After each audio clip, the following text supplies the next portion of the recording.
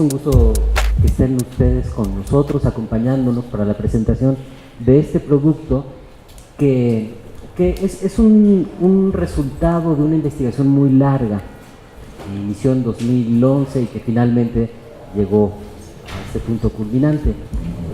Nos acompañan esta tarde Edwin Kulp, de la Universidad Iberoamericana, Débora Dorotinsky, también parte del equipo coordinador de este libro del Instituto de Investigaciones Estéticas de la UNAM, y Alberto Becerril Montecchio, de la Universidad Autónoma del Estado de Morelos. Nos gustaría comenzar con Débora.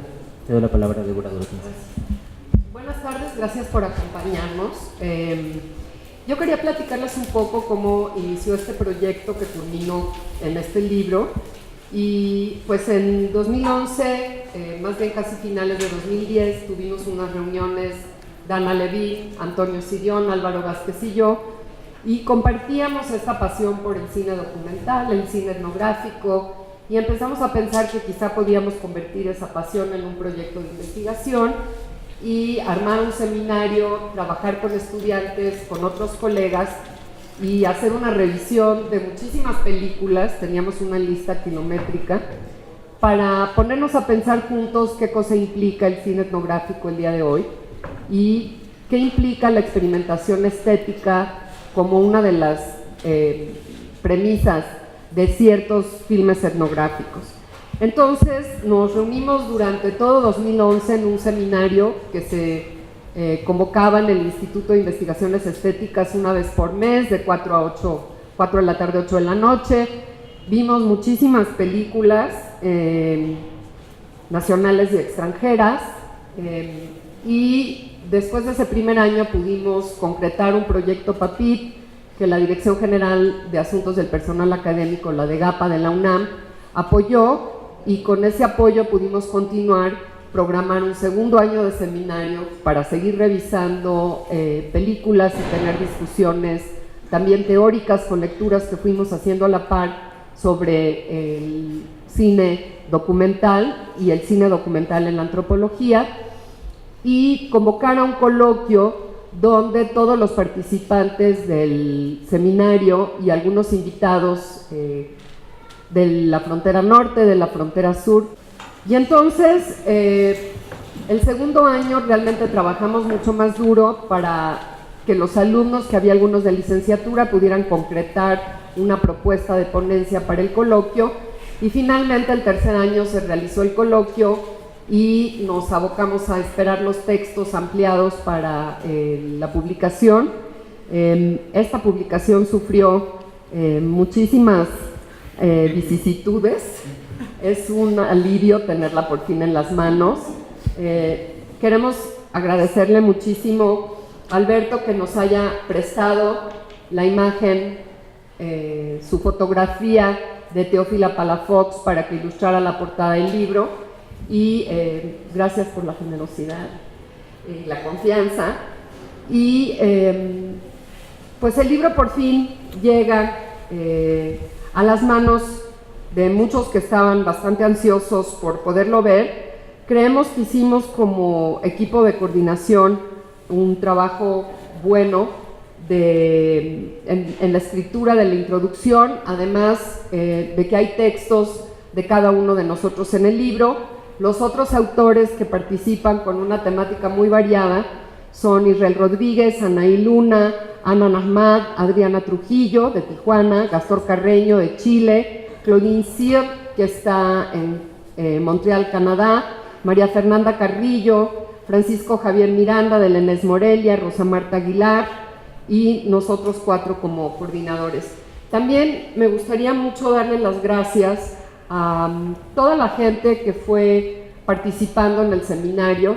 Tuvimos la presentación de muchísimas adelantos de películas y roches. Por ejemplo, Emiliano Altuna y Carlos Rossini vinieron a presentarnos un corte del Alcalde. Sandra Rosenthal y Jessie Lerner nos permitieron ver un primer corte de La Piedra Ausente. Silvia Brunner presentó una pieza sonora visual que ahora se titula Tu Voz, que entonces en 2011 se llamaba Mirada de Mujer tentativamente.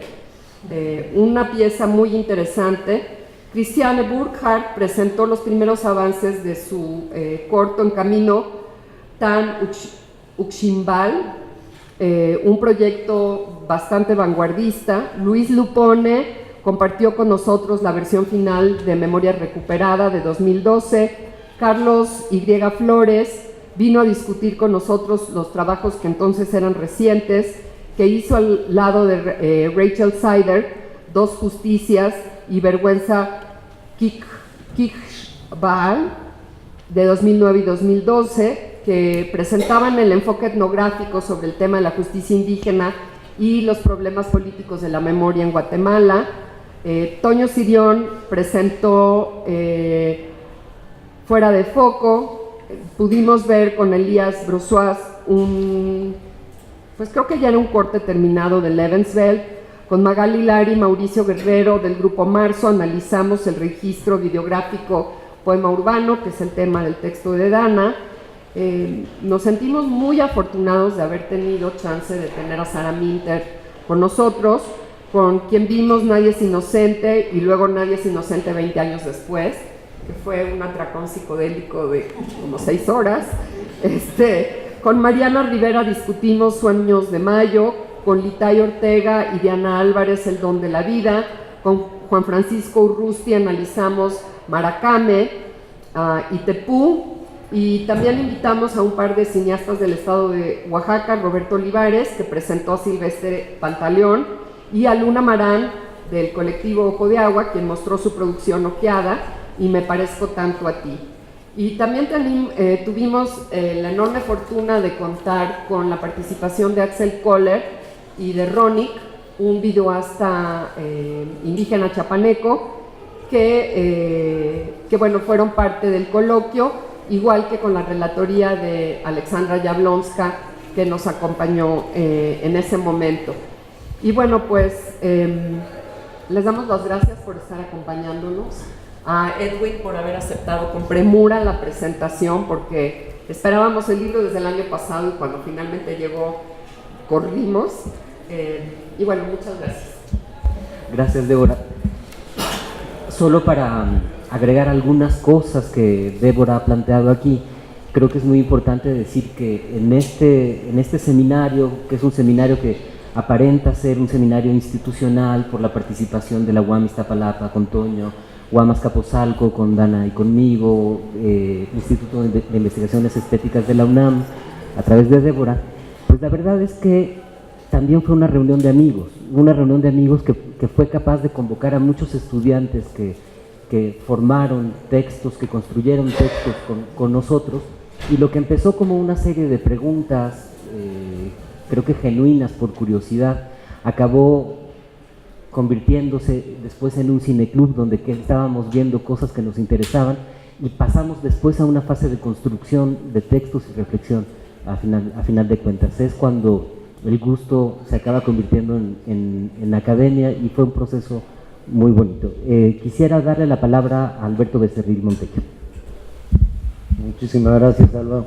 Bueno, aquí realmente me da mucho gusto porque estamos reunidos gentes que nos gusta un cierto tipo de cine, y bueno, la foto de la portada, que es la fotografía de Teófila Palafox que tomé en San Mateo del Mar en 1985, pues tiene ya 33 años. Entonces a la fecha seguimos en lo mismo y trabajando en esto que se ha denominado cine etnográfico con muchísimas variantes.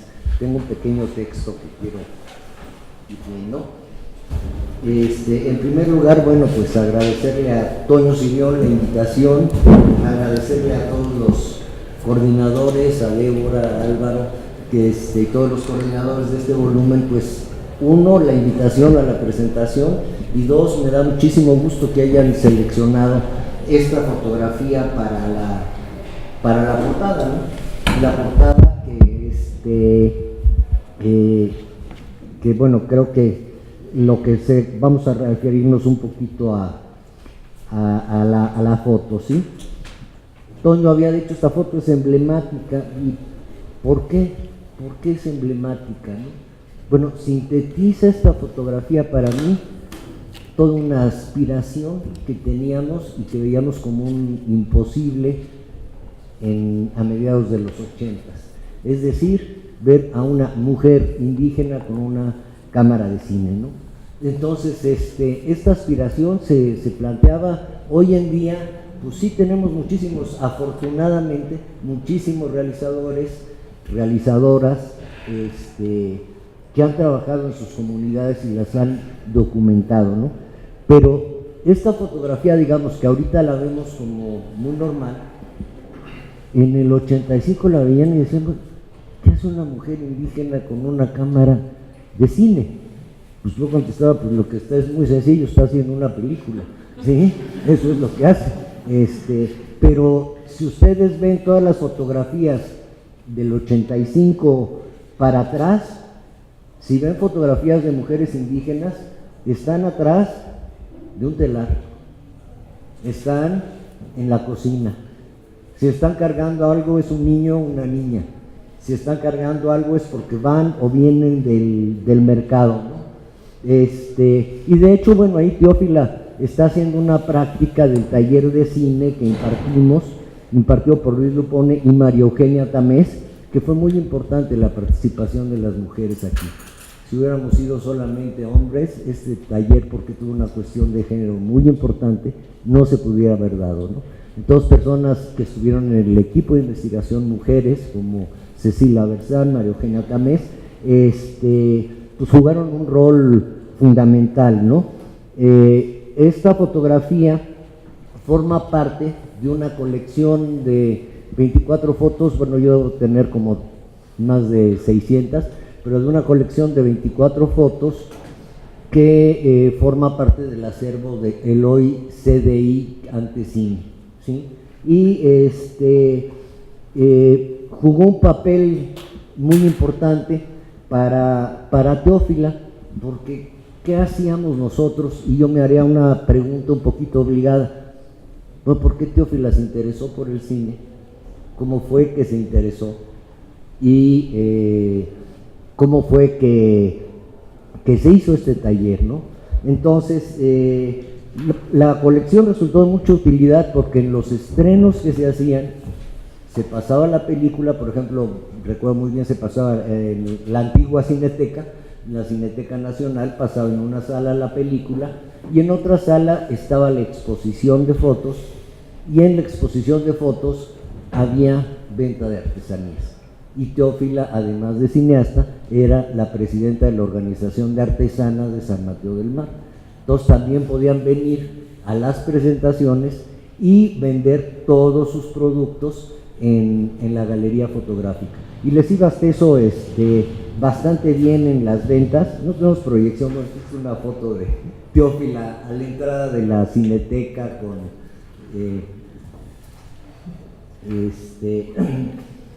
y además quedó muy mal impresa. Sí, claro, por favor, págame circular, ¿sí? Ese estreno de esa foto fue el 10 de junio de 1988, es decir, hace 30 años. Me dio mucho gusto cuando en la revista, no sé si se acuerdan que había una revista Tiempo Libre, de junio del 88, Nelson Carro escribió sobre la película, dice, sobre la película de Teófila. Este trabajo es una reconstrucción documental de la vida cotidiana de los Icots.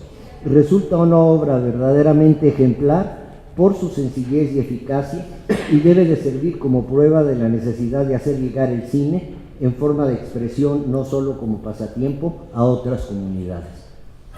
Y era nuestra tirada, ¿no? O sea, que despertara, que se dijera, bueno, sí es posible, se puede lograr, y ahí está la prueba, que son las películas. En realidad las películas que filmaron en el taller fueron 3. Fueron La vida de una familia Icots, que hizo Teófila Palafox, y su hermana Elvira, hermana menor, hizo una que se llama Cuéntame un cuento, Mon Vida, que es una de las abuelas, que también participó en el taller. Y por aquí tengo otra foto muy mal impresa, pero aquí es que hacen con una mujer con una cámara, una mujer indígena y de la tercera edad. Entonces, bueno, en realidad eso para muchos era una provocación. Hubo después del estreno opiniones muy distintas de Nelson Carro, de decir, bueno, esto no se puede hacer, esto, la escuela de cine nos toma 5 años aprender a hacer esto, o los antropólogos les toma otros 5 años. Entonces hubo muchas reacciones en contra y afortunadamente la corriente a favor pues se fue imponiendo, ¿no? Pero eso no quiere decir de la noche a la mañana. Fueron años y años y años de estar luchando porque esto se lograra. Después se creó el programa de transferencia de medios. Guillermo Monteforte jugó un papel muy importante y varios de ellos, ¿sí? Y por otro lado, también había mucho que trabajar en el área de teoría. O sea, eso implicaba una revisión de nuestro concepto de cine etnográfico. Y el concepto tradicional de los 60s, 70s, pues el cine etnográfico lo hacían un grupo de antropólogos que hacían una investigación y un grupo de cineastas. En base a esa investigación que hacían los antropólogos, el cineasta elaboraba un guión, se daban unos pleitos terribles y se llegaba a la película que se iba a presentar. Y la película era el resultado de esta lucha entre antropólogos y cineastas. La parte, digamos, ese conflicto entre la documentación antropológica y la experimentación estética. Dos grupos separados, dos concepciones y muchos encontronazos, ¿sí? Es decir, la película como esta sería el resultado de un trabajo etnográfico riguroso, científico, y el trabajo que se realizaría al lado de un artista dedicado al cine.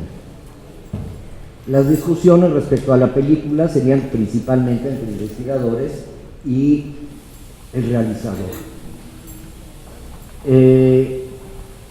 Casi todo lo que había escrito pues era por gente que hacía cine etnográfico, ya sea en Estados Unidos, en Inglaterra, en Francia, y este era el concepto de cine etnográfico, ¿no? Afortunadamente, por mediados de los 80 aparece un libro que para mí es clave, que es el de Cine, Antropología y Colonialismo de Adolfo Colómbez, que cuestiona precisamente este concepto. Y las películas que se realizaban donde yo trabajaba en ese entonces, el Archivo Etnográfico Audiovisual Bellini, pues eran lo mismo, ¿no? El resultado de este trabajo entre el grupo de antropólogos y cineastas.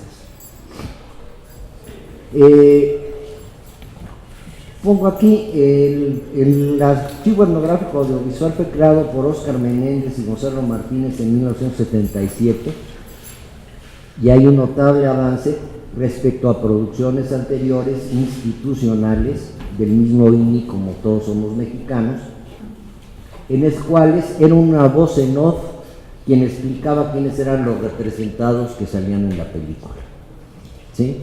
Entonces, ya con Óscar se logra dar este paso. ¿Y cuál es el paso? Que ya los representados hablan en su lengua y son traducidos al español. Y esto que hoy nos parece tan sencillo, también fue una lucha el lograr decir, oye, no puede estar ahí a cámara el antropólogo explicando quiénes son ellos, tienen su propia voz, saben hablar, lo pueden decir, y si tienen un poco de acento del español, pues que lo hagan en su lengua y lo subtitulamos. Bueno, esto era un pleito fuerte, ¿sí? Era un pleito fuerte. Entonces ya las películas del Archivo Etnográfico Audiovisual son en sí un gran avance. Pero, bueno, a mí lo que me pasa es diciendo, pero no podemos seguir teniendo este concepto de cine etnográfico como estas dos. O sea, a mí me está haciendo falta para la película y en la discusión, pues que estén los representados y que les pasemos un primer corte y que digan si les gusta o no. Y fue, digamos, pues fue un poquito porque yo estaba en el INI, desde dentro del INI, el cuestionarnos a nosotros mismos y decir, vamos a hacer que la gente opine y que diga. Y bueno, para mí la experiencia de que la gente dijera era riquísima, porque en tanto que investigador y realizador se incluían en las películas cosas que de ninguna otra manera se hubieran incluido. Porque se decía, no, esto es muy importante así, ¿no? Haciendo una película, Generación Futura,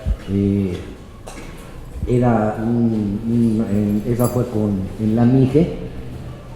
En esta película de Generación Futura, hay una escena que yo le edito donde están haciendo una comida ritual que se llama el machucado, traducido al español, y en Mije es el moach.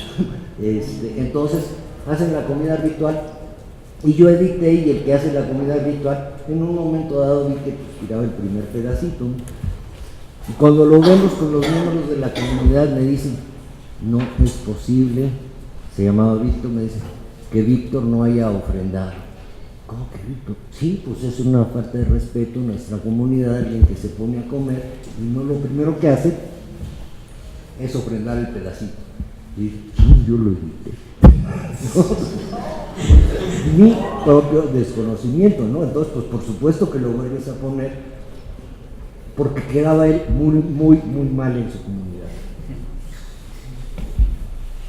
Entonces yo no entiendo que alguien pueda ir a una comunidad indígena y no tomar en cuenta la opinión, por más que haya una investigación antropológica seria. Entonces, bueno, pues yo estaba considerando esto, y en esas estábamos trabajando en el INI. Viene Luis Dupone y nos propone dar un taller de cine indígena. Véngase para acá, a ver cómo le hacemos, cómo lo instrumentamos. Y a mí me pareció tan importante que se diera ese taller, y hicimos todo porque se diera, que yo dije incluso, pues que se haga el registro de la filmación del taller. Y así nació Tejiendo Mar y Viento. Y fue, bueno, pues el principio, con muchos errores, con muchas fallas, era una primera experiencia, pero que sí sentó las bases para ir modificando ese concepto que teníamos de cine etnográfico, ¿no? Entonces, yo subrayo, o sea, yo veo, y déjenme encontrar dónde está.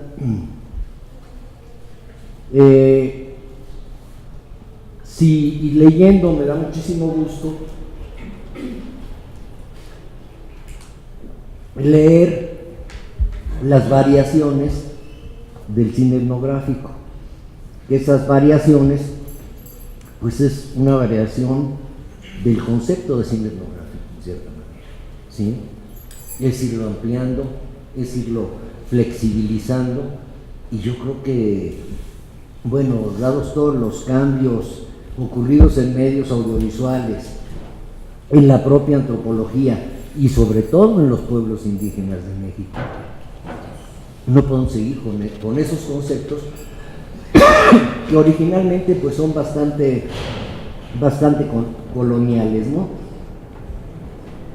Se nos aclara en la introducción que este nuevo concepto variación es flexible, pues toma en cuenta por un lado que las barreras entre documental y ficción se han ido borrando, y por el otro, como se señala en la introducción del libro, la frontera entre creación artística, investigación antropológica y activismo político se difuminaron. Entonces,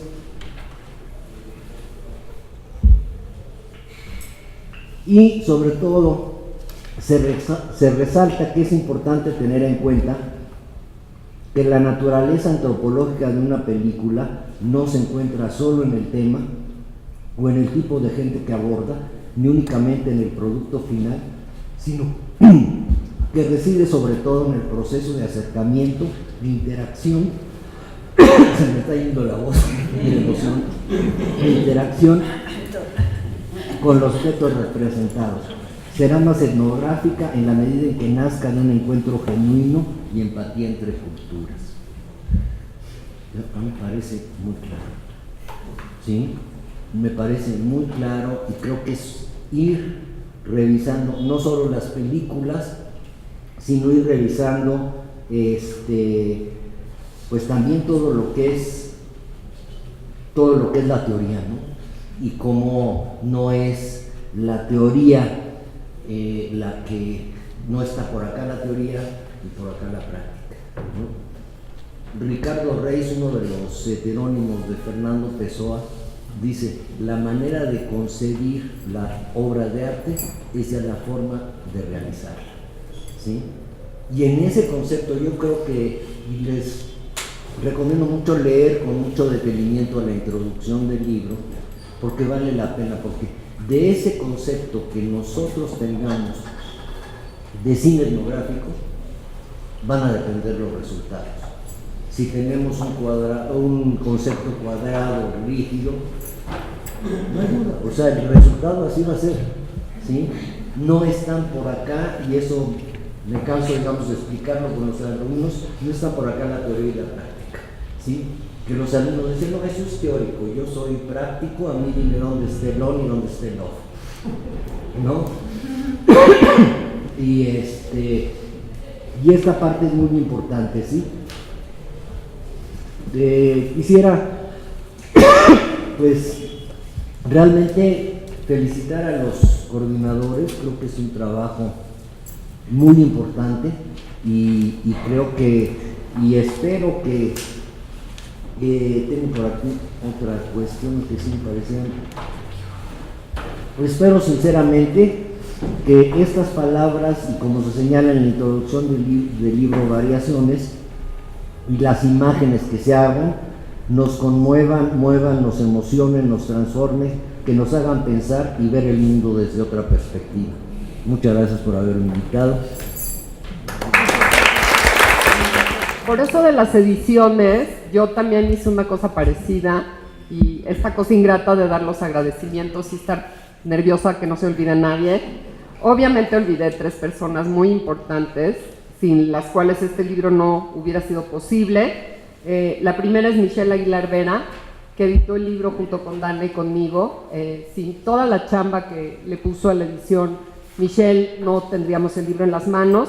Y las otras 2 personas que nos acompañaron a lo largo de todo el seminario, nos ayudaron a organizar el coloquio, se encargaron de los invitados, en fin, de verdad fueron un bastión. Son Regina Tattersfield y Anaí Luna. Anaí, muchas gracias. Ya, edición el mensaje. Muchas gracias por la invitación, a Toño, a Álvaro, a Dana, a Débora, sobre todo, que fue la que me hizo manita de puerco para que viniera. Bueno, siempre es difícil hablar presentar un libro. A mí me da la impresión, yo durante un tiempo tuve una librería y me eché no sé cuántas presentaciones de libros, y siempre me da la impresión de que hablábamos como era como hablar de alguien en tercera persona, pero la persona está aquí, y era un poquito feo siempre. Entonces, reconozco que no me gustan las presentaciones de libros, voy a intentar hacer una cosa que no se debe hacer en las presentaciones de libros, que es hablar poco del libro. Y no por una falta de respeto, quiero aclararlo. A mí me parece que el libro está sensacional, y voy a intentar como seguir el trazado del libro. Un poco, yo no soy antropólogo, ni tal vez hablo más desde el lado del cine, desde lo que puedo, y más bien como una especie, seguí un consejo de un colega antropólogo de hacer una especie de diario de campo al ir leyendo el libro. Entonces estas son un poco esas impresiones de ese diario, intentando ligar teoría y práctica. A mí sí esa desligue, ya hablaré de eso en un momentito más, pero y también desde una perspectiva a lo mejor un poquito más desde la estética, que a lo que me refiero con la estética es desde la propia experiencia del espacio y el tiempo al estar en esa lectura y en estas preguntas. Sobre todo bueno,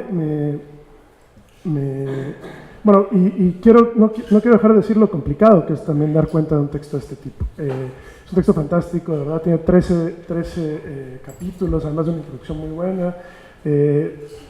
No creo que sea el sentido de hablar de eso, léanlo, Lean la introducción, está mucho mejor que mi presentación. Pero me interesó sobre todo una pregunta que está en la introducción y que fue la que me ayudó a guiar mucho la lectura. ¿Qué le pasa a la etnografía en la presencia con la cámara y cómo se modifica? Pero sobre todo la contrapregunta que se hace en la introducción, que no la estoy citando literal, sino más bien, ¿qué le pasa al cine con la etnografía? ¿Qué hace que lo etnográfico sea película? ¿No? Y en esa preguntita y en ese cruce me permito decir algunas cosillas. Entonces, creo que es desde aquí que aparecen las variaciones. ¿Cuál es el encuentro entre cine y etnografía? Que a través de los muchos ejemplos y reflexiones que van apareciendo a lo largo del texto, ¿cómo se va dando esta definición que no quiere definirse, que no quiere ser absoluta, que no quiere definir ni cine ni etnografía, donde además por ahí subyace la noción de documental y por supuesto la ficción? Y cómo va luego entonces entrando sus propias derivas históricas, artísticas, políticas y las diferentes consecuencias que esto va teniendo. Entonces, me parece a mí que el encuentro entre etnografía y cine es un cruce de modos de dar cuenta. Partamos de ese supuesto. Vamos a pensar que voy a definir muy mal la etnografía y también seguramente muy mal el cine. Pensemos que hay algo en dar cuenta. Por un lado, en un describir, que sí es más propiamente etnográfico.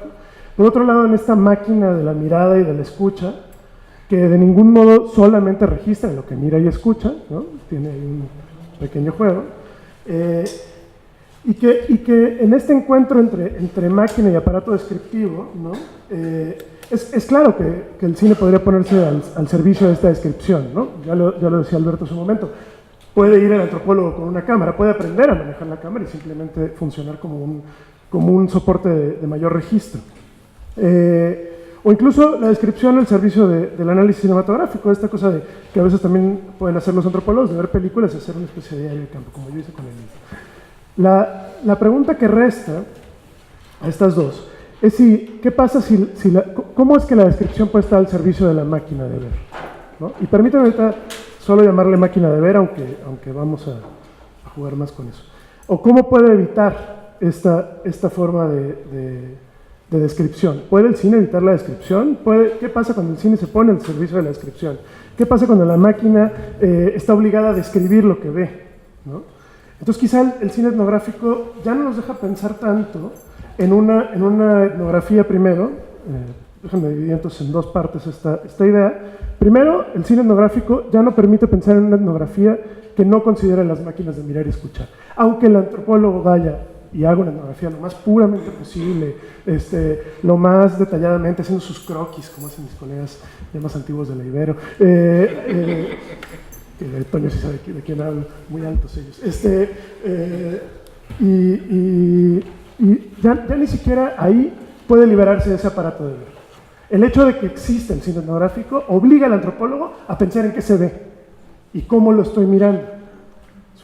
Hay un jueguito benjaminiano, si lo ven por ahí.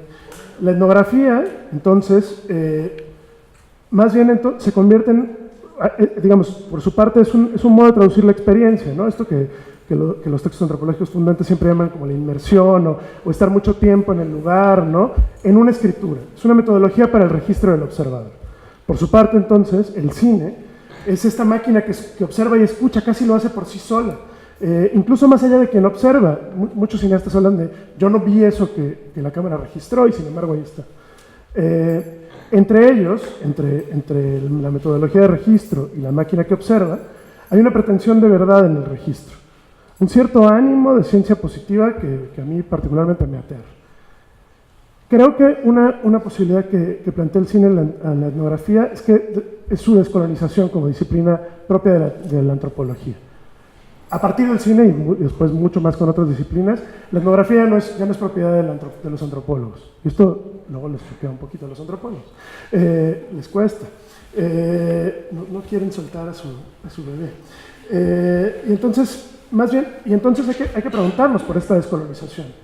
Aún descolonizada, vulgarizada incluso, es decir, apropiada, y ahora tomen descolonización si quieren como esta reapropiación de otras disciplinas de la etnografía, tomar y prestar vulgarmente, mal hecha la etnografía, y creo que esto es un poco lo que a veces es el cine.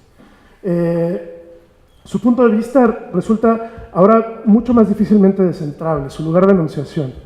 Y entonces lo que va apareciendo en el cine etnográfico es que es más el montaje aquello que ocurre entre punto de vista y punto de vista, esa herramienta del cine que de manera más potente va aportando una nueva construcción al relato etnográfico.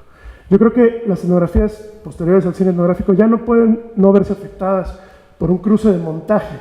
Empiezan a faltar fragmentos, empiezan a haber elipsis, empiezan a pasar otras cosas. Nociones como el otro, el salvaje, el desconocido, lo indígena o nativo, por una parte, por otra, el viajero, el explorador, el colonizador, que finalmente yo creo que no pueden ser superadas por el sitio de enunciación de la etnografía, resultan en una radical diferencia con el uso del aparato fílmico. Ahora vemos al otro, ¿no? Cuando el etnógrafo agarra la cámara, ahora vemos quién es ese otro. Ya no solo nos lo cuenta, sino podemos ver su cara, podemos ver sus rasgos, su color de piel, sabemos de quién hablamos, ¿no? Nosotros también, los espectadores, quienes leemos o quienes vemos, también hemos visto a ese otro. Entonces, esto, no sé si estoy siendo claro, pero esto provoca un problema bastante complicado en relación con la realidad.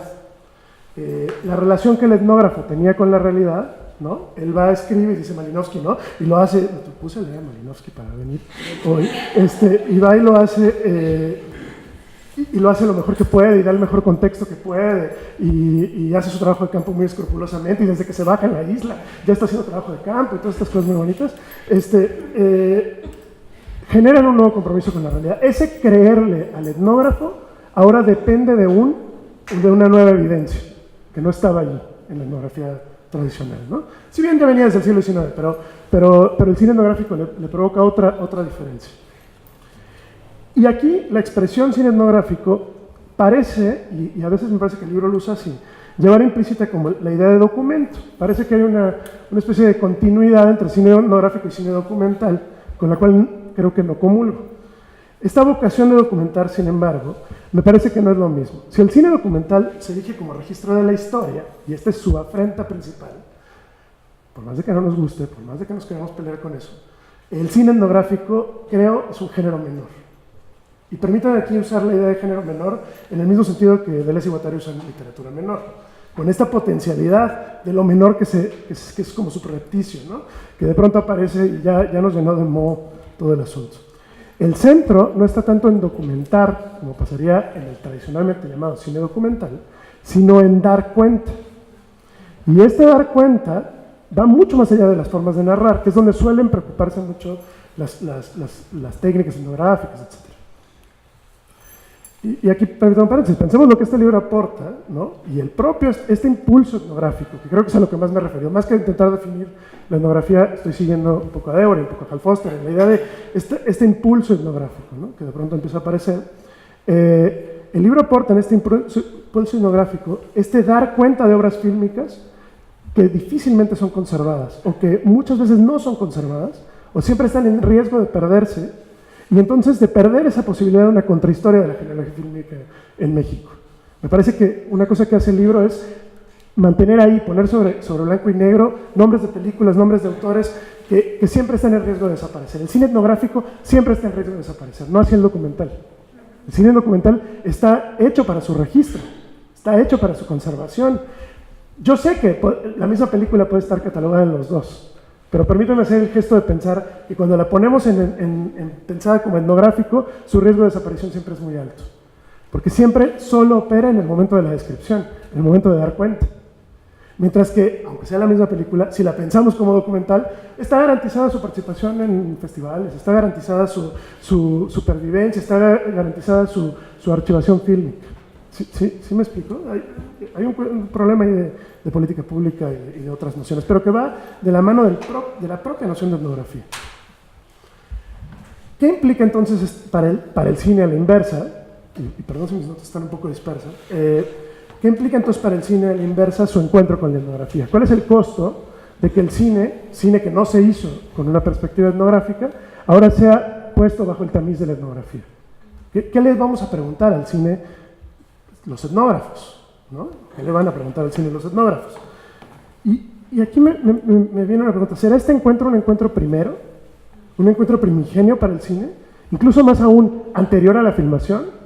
Cuando los cineastas, los documentalistas van y presentan sus películas y van a los festivales y la gente les pregunta, siempre aparece la pregunta de la ética. Siempre aparece la pregunta de ¿por qué pusiste a esa persona ahí? Y esa pregunta es anterior a haberlo filmado. Hay un problema filosófico, por supuesto, también, como de futuro anterior, ¿no? ¿Acaso el cine siempre, en la ficción y en el documental, está enfrentado con ese dar cuenta de manera anterior, en una suerte de futuro anterior? ¿Será que el cine está obligado a dar cuenta antes de narrar, observar y más tarde, y esta distinción temporal del más tarde no es menor, escuchar? Es decir, una vez puesto bajo la mirada etnográfica, el cine está obligado a haber dado cuenta, esa formulita que los franceses le llaman futuro anterior porque se pronuncia diferente, pero en español no lo podemos hacer más que así, de haber dado cuenta de lo que hizo, de lo que ya hizo, pero entonces no lo vio en futuro. ¿Acaso esta es la pregunta? Y más tarde, no solo de lo que vio, sino de lo que escuchó. Si la etnografía va al encuentro del cine, ¿no? Y no lo pienso tanto como en las etnografías del proceso fílmico, que también podrían ser muy interesantes, es para enfrentarlo a esta dimensión ética. La pregunta etnográfica, esa pregunta muy incómoda que la etnografía le puede lanzar al cine, la pregunta por el dar cuenta que antecede a toda narración y observación, y que sin embargo solo aparece en el momento mismo en el que se observa y se narra. Es una pregunta que antecede, pero solo puede aparecer a posterior. Más allá de ese recurso de la ficción, uno podría argumentar en el fondo incluso, y a la vez, que todo cine es etnográfico, o bien que todo cine es de ficción, ¿no? Cuestiones que en el fondo tienen que ver con la máquina. El cine enfrentado con la pregunta etnográfica, ¿no? Más allá de la ficción, con su dar cuenta, también debe hacerlo con el contexto de su producción de la representación. Son las preguntas que le tenemos que hacer al cine cuando lo ponemos bajo este tamiz. Habría que hacer explícitas las condiciones del experimento, ¿no? Ahí sí evocando al pobre de Malinowski, clasista como era.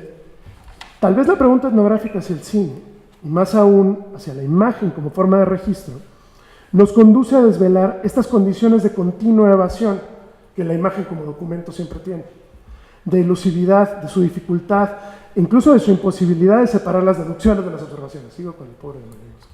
Y más aún, de su propia definición de objeto. Porque si algo ha dado a ver la etnografía, es que la observación no es un simple dar cuenta no es un simple dar cuenta de una representación, sino que este dar cuenta incide y modifica el objeto mismo. Entonces, quiere decir que cada vez que hacemos una película de lo que sea, así sea la película más banal, lo que hemos hecho es cambiar ese objeto, esa banalidad incluso. De ahí cierto terror de positividad científica con estas imágenes nuestras, pero que siempre son ajenas, que aparecen como datos masivos hoy en Internet, y que recuerda el uso de las fotografías por la antropología física del siglo XIX como formas de categorización y racialización, que Débora ha trabajado bastante. Y de ahí que nos hagamos estas preguntas. O sea, ¿qué pasa entonces? ¿Cómo le pasa también al cine cuando se enfrenta con la positividad de la etnografía? Y esto es una crítica a la etnografía también, que se pone en la búsqueda científica, en ese dar cuenta, ese compromiso con el dar cuenta, es un compromiso positivista científico. Y que el cine respondería tal vez con el cine de ficción, pero que tampoco se escapa, por el otro lado, ¿no? a la pregunta incómoda de la etnografía de decir, ¿y cómo estás dando cuenta? ¿No? Y entonces, ¿y esto cómo? ¿De dónde surgió? ¿Por qué lo hiciste? En fin, perdón si siguen desordenadas, insisto que esto iba en el orden del libro y quise respetarlo así. La otra pregunta que aparece es el problema del trabajo de campo, cuando el cine se pone sobre el tamiz etnográfico. ¿Cómo se filmó la película? ¿Quién estuvo allí? ¿Cómo se hizo? La foto de la persona filmando, ¿no? ¿Y qué apareció allí? ¿Por qué unos filmaron a otros? ¿Por qué unos fueron sujeto de los otros, ¿no? Aunque hayan sido pagados. Y entonces la etnografía lleva al cine de nuevo a su pregunta, a esta disociación falsa entre teoría y práctica, que en el campo de los estudios cinematográficos es mucho más grave. Es más, tenemos que decir estudios cinematográficos y producción cinematográfica. Tenemos que hacer como un énfasis en las dos, porque solo decir cine parece no evocar, siempre dejar afuera a la teoría o a la práctica, o a las dos, siempre es un problema.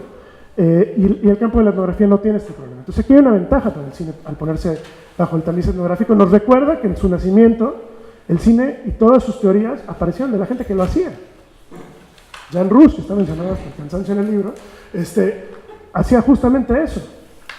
Hacía películas, escribía de las películas y volvía a hacer películas y volvía a escribir. Era un ir y venir. Hoy Patricio Guzmán, nos puede gustar más o menos. Ya que pusieron a Ricardo Green por ahí, sabría que mencionar a su mentor. Creo que esta nueva pregunta sobre la falsa disociación que el cine tiene entre teoría y práctica, la etnografía la tiene mucho más superada, ¿no? Entonces, de nuevo el cine se tiene que preguntar, el practicante de cine ¿por qué estoy haciendo esto? El que reflexiona sobre cine, ¿cómo llegamos a esto? Son preguntas que van apareciendo necesariamente forzosas. Y permítame regresar nada más como un apuntecito a la idea de la escucha. La escucha en el cine, que la escucha siempre es posterior a la imagen, al menos en lo cinematográfico. La escucha en el cine, y esto me venía mucho en relación con el texto de Ana Namaz, y de una frasecita que pusiste por ahí sobre la voz, ya ni te vas a acordar seguramente. Y que venía, hay un problema, si la etnografía pone a la imagen ante el problema de la verdad y la ética, ¿no? Esto es verdadero o es falso, esto, ¿no? Entonces es una ética de la verdad. ¿Por qué pusiste a esta víctima delante de la cámara? ¿Por qué no pusiste al victimario? Y si pusiste al victimario, ¿por qué no le diste voz a la víctima? ¿No? La inversa, pensando también en que presentaron el alcalde, una película sobre alguien en el poder, no alguien sin poder, especial de etnografía del poderoso, que es bastante compleja.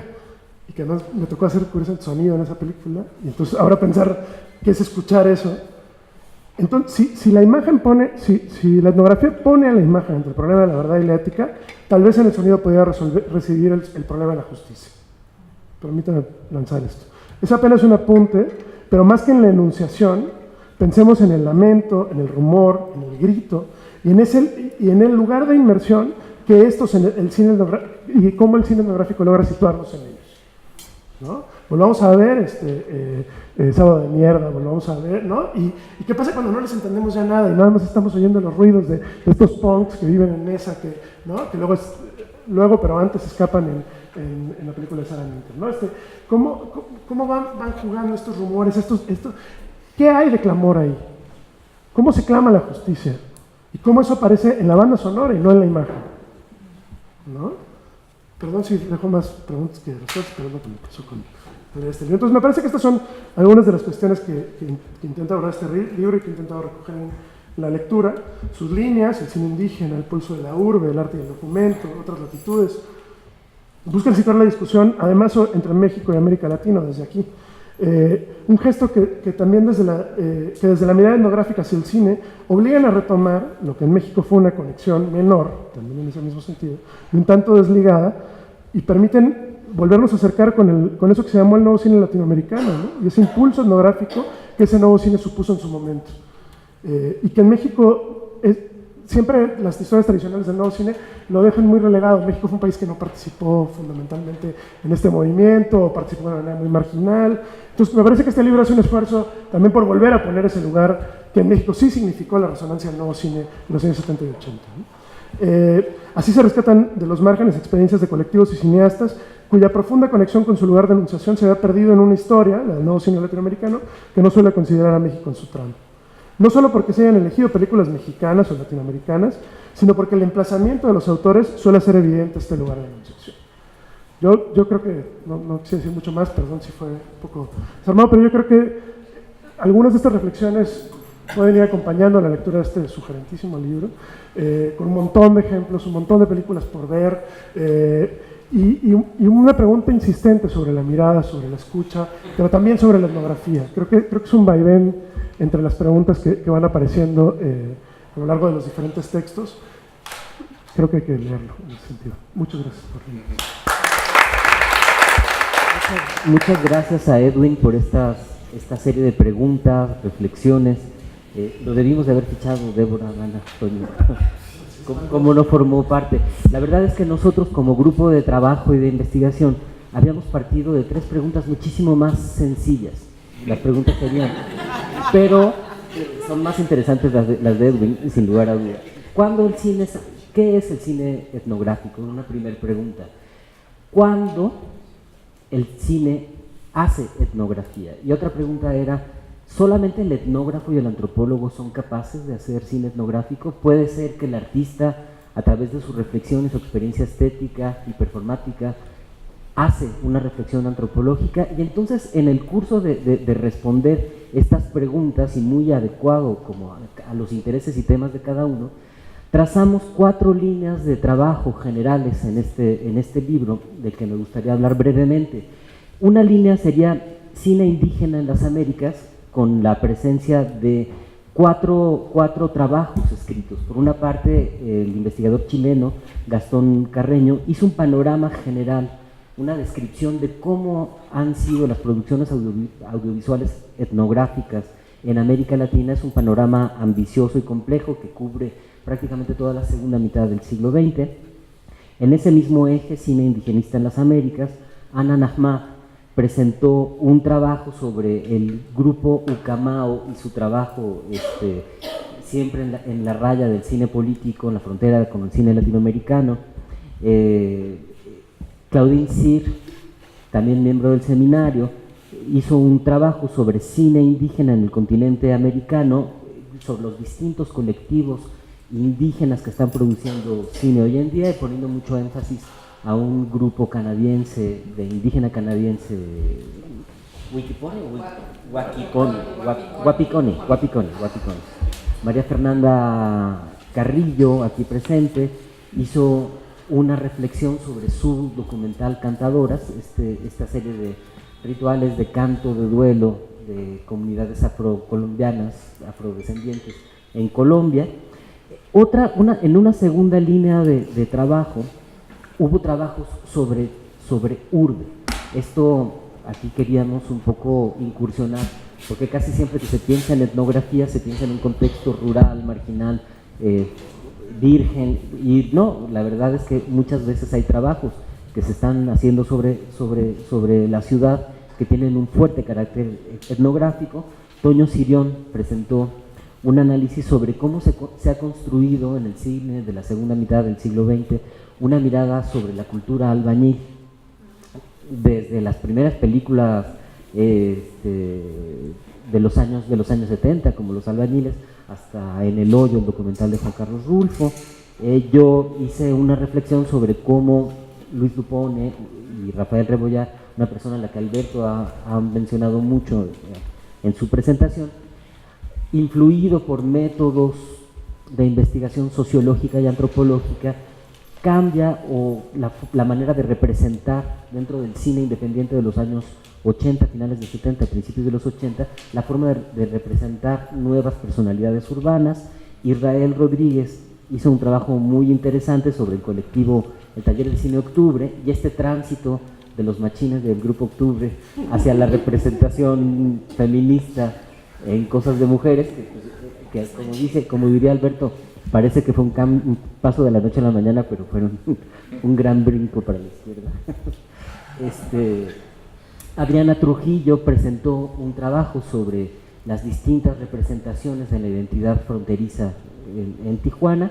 Luego, en una tercera línea de trabajo, que es esta línea a la que me hacía referencia, estos trabajos que están discutiendo sobre los límites entre la representación artística y la representación etnográfica. Ese eje se llama Entre Arte y Documentación. Débora Brotinsky presenta un análisis sobre ciertas obras de Silvia Gruner, muy importantes, sobre todo Inventario. Un trabajo realmente de empatía profunda con su nana, ni más ni menos. Dana Levin y Michelle Aguilar presentaron un trabajo analítico sobre los performances o acciones que el Grupo Marzo, está aquí presente Magali Lara, miembro del Grupo Marzo, hicieron a principios de los años 80 y cómo hacían una nueva interacción con este entorno urbano. Anaí Luna presenta Vale en Movimiento, los filmes de Miguel Covarrubias, en un análisis muy interesante sobre este ejercicio etnográfico de Covarrubias en otras latitudes. Y hablando de otras latitudes, es nuestro cuarto y último eje de trabajo. Rosa Marta Aguilar presenta un trabajo sobre las representaciones del conflicto de Darfur. Y por último, Francisco Javier Ramírez Miranda presenta un análisis sobre El viento nos llevará de Abbas Kiarostami. Eso fue un poco lo que tratamos de hacer en este libro.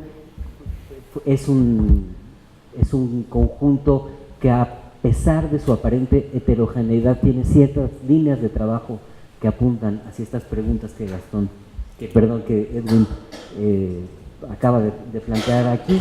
Y bueno, y esto es una presentación muy atípica, porque no es normal que dos coautores estén en la mesa, pero ya que somos atípicos, si hubiera alguna pregunta de parte de ustedes, sería bien el... Ah, bueno. Tenía un comentario de lo que comentaba precisamente Edwin, ¿no? Yo creo que desde el inicio del cine hay a los que les gusta la teoría, ¿sí? Y a esos que les gusta la teoría, yo no sé si consideraríamos una etnografía El hombre de la cámara, donde le gusta teorizar bastante, y creo que de lo que era esa Unión Soviética en los 20, pues ahí tenemos una etnografía hecha por un cineasta, totalmente cineasta, que quería hacer cine puro. Y hay esa línea, digamos, en todo lo que es la Unión Soviética, de mucha teoría, de mucha teorización. Y, por supuesto, hay los que hacen puro cine. Sí, esos no les interesa en absoluto hacer cine puro, sino hacer puro cine. No hay ninguna reflexión. Yo hago una tras otra, tras otra, tras otra, y no le pienso y no le reflexiono, y no hay ninguna reflexión que venga. Esa es la escuela de Estados Unidos, ¿sí? O sea, la escuela de Estados Unidos es tú haz cine, just do it, ¿sí? Eso es la filosofía del cineasta que no reflexiona, ¿no? Entonces yo creo que sí la etnografía, sí esto, lo que está aportando es la necesidad de reflexionar sobre las imágenes que estamos produciendo y cómo y qué impacto están teniendo y qué tipo de lenguaje queremos usar, ¿no? Entonces, para mí sí es, digamos, ver esto y poder, sobre todo en un ambiente universitario académico, pues decir, no nos vamos a poner a hacer puro cine, ¿no? O sea, reflexionar sobre esas imágenes y ver qué impacto tienen y el trabajo que a veces cuesta producirlas y cómo, bueno, pues eso implica todo otro esfuerzo, ¿no? En donde va conjuntamente en esa parte de decir, bueno, hay una congruencia entre toda la teoría del hombre de la cámara de Bertov y sus imágenes, ¿no? Y así, pues, y ese es un cineasta que para mí hace etnografía. Nada más en el comentario. Gracias, Alberto.